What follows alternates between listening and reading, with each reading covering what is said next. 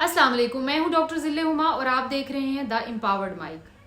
आज मैं आपको एक ऐसे मेज़बान की कहानी बताने वाली हूं जो हमेशा तौहीन को हथियार के तौर पर इस्तेमाल करता है। ये कहानी रेहान तारिक साहब की है। ये एक पॉडकास्टर हैं जो अपने आप को पॉडकास्टर कहते हैं, सहाफ़ी कहते हैं, लेकिन दूर दूर तक ना तो इंटरव्यूअर के तौर पर इनका कोई तारुफ मौजूद है और ना ही ये कोई सहाफ़ी है। ये एक ऐसा प्लेटफॉर्म ऑन करते हैं जहाँ पे मेहमान को बुलाते हैं, उसको अपने जाल में फंसाते हैं और उसके बाद उसकी तजलील करते हैं। हर रोज़ ये दर्जनों टिकटॉकर्स हैं, बच्चे हैं, आम लोग हैं, मेहनत करते हैं, वीडियोस बनाते हैं, फॉलोअर्स कमाते हैं और फिर एक दिन उनके बॉक्स में एक मैसेज आता है। वो कहता है कि भाई आओ, मैं आपको शो पे बुलाना चाहता हूँ।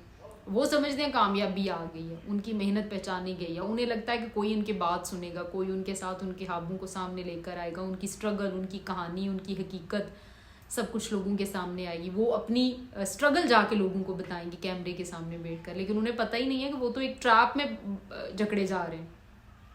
वो एक ऐसे स्टूडियो की तरफ जा रहे होते हैं जहाँ पर इज्जत उनसे दरवाजे पे उतरवा के रख ली जाती है और उनकी कमजोरियों को रिकॉर्ड किया जाता है। खड़े होते हैं लोग उनको, जैसे ही टिकटॉकर या ये इस तरह का कोई बंदा आकर कुर्सी पे बैठता है और कैमरे की रोशनी ऑन होती है, कैमरा जूं ही चलता है और सामने रेहान तारिक साहब बैठे होते हैं। सबसे पहले तो वो अपने गेस्ट को वैसे ही अनकंफर्टेबल कहते हैं। ऐसे लगता है जैसे रोबोट आके सामने बैठ गया। ना मुस्कुराता है, ना सलाम करता है, घूरता है और फिर पहला वार करता है।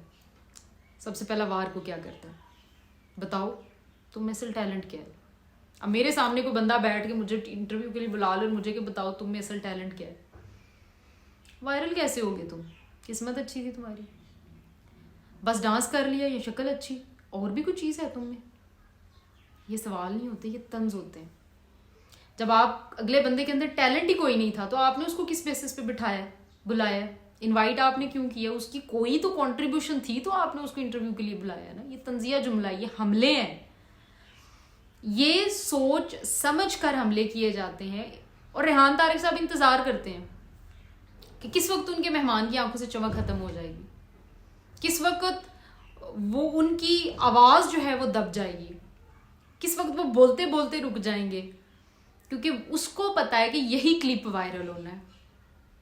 उसे मेहमान की कहानी में कोई दिलचस्पी नहीं है। वो स्ट्रगल जो सुनाने के लिए मेहमान बैठा होता है, उसको उस मेहमान की स्ट्रगल में कोई दिलचस्पी नहीं है। उसे उस जद्दोजहद से कोई दिलचस्पी नहीं है।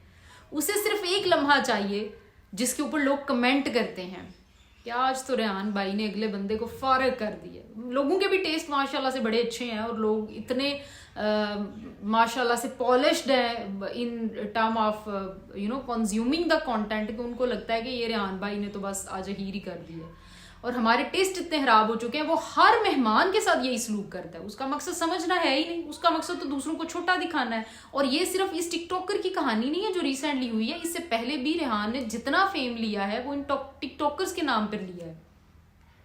टिकटॉकर जब वहां से निकलता है तो खामोश, कोई गाड़ी में जाके रोता होगा, कोई घर जाके ये सोचता होगा कि उसने कौन कौन सी क्लिप्स डिलीट करने हैं, जिसके ऊपर जज बन के रेहान साहब ने उसको गिल्ट करवा के भेजा होता है, फील करवा के, क्योंकि उसके अंदर जो एतमाद था वो तो वहां पे जीरो करके भेज दिया रेहान साहब ने।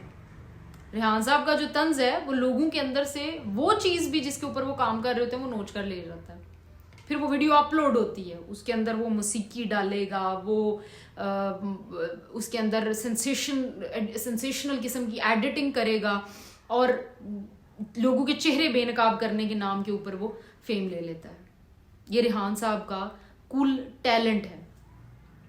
अगर आपको लगता है कि टिकटॉकर फाशी फैला रहा है तो यार आपके पास पॉलिसी मेकर्स बैठे हुए हैं ना, आपके पास इंटरनेट को कंट्रोल करने वाले बैठे हुए हैं ना, इस मीडिया को कंट्रोल करने वाले बैठे हुए हैं। शायद आपको यही समझ नहीं आती कि इंटरनेट जो टिकटॉक है और जो यूट्यूब है या ये जो पॉडकास्ट है, ये दो डिफरेंट मीडियम है।